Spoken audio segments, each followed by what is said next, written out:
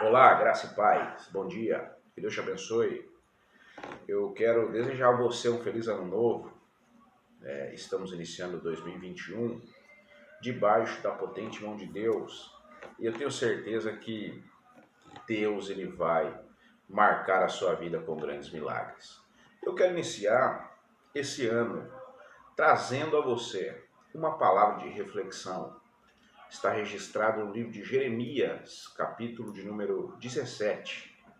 E o verso de número 11, que diz assim: Como a perdiz que choca os ovos que não pôs, assim é aquele que ajunta riquezas por meios injustos. Na metade da sua vida, elas o abandonarão, e no fim ele acabará como um tolo. É forte essa reflexão de Jeremias, haja visto que ele fala sobre pessoas que adquirem bens de maneiras injustas, por meio da corrupção, por meio de dar o golpe nas pessoas, enfim, que usa de má fé para enriquecer.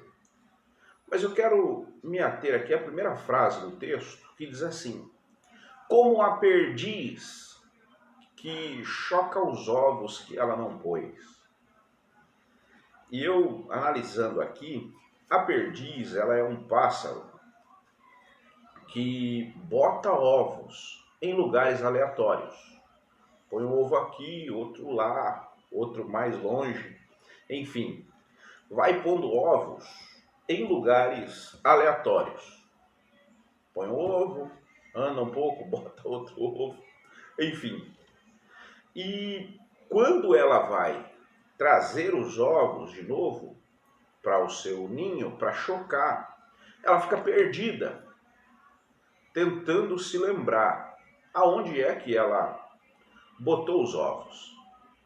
Interessante é que existe uma espécie de cobra, de serpente, que bota os seus ovos do mesmo tamanho e da mesma coloração, que são parecidos com os ovos da perdiz.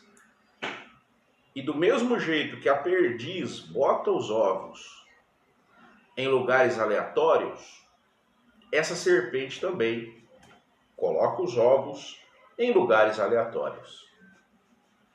E o texto diz: Como a perdiz choca os ovos que ela não pôs. Então acontece o seguinte: quando chega na época de chocar os ovos, a perdiz sai buscando os ovos que ela botou em lugares aleatórios. E ela acaba trazendo consigo os ovos da serpente.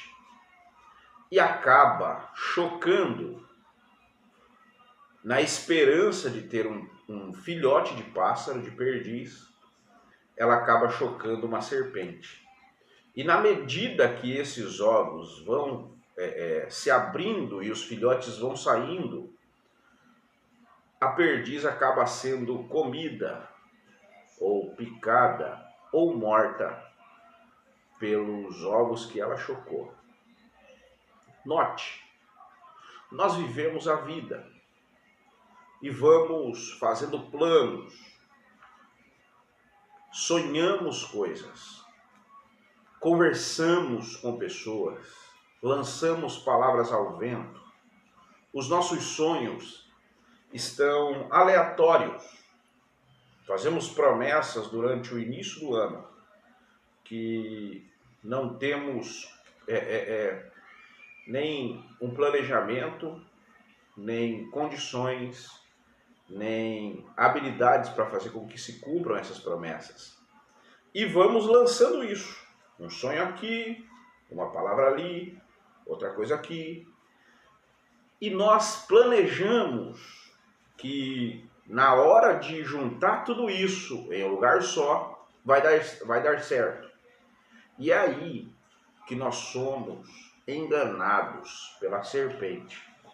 Se lembra o que aconteceu no paraíso? A serpente apareceu e enganou Eva e o Adão.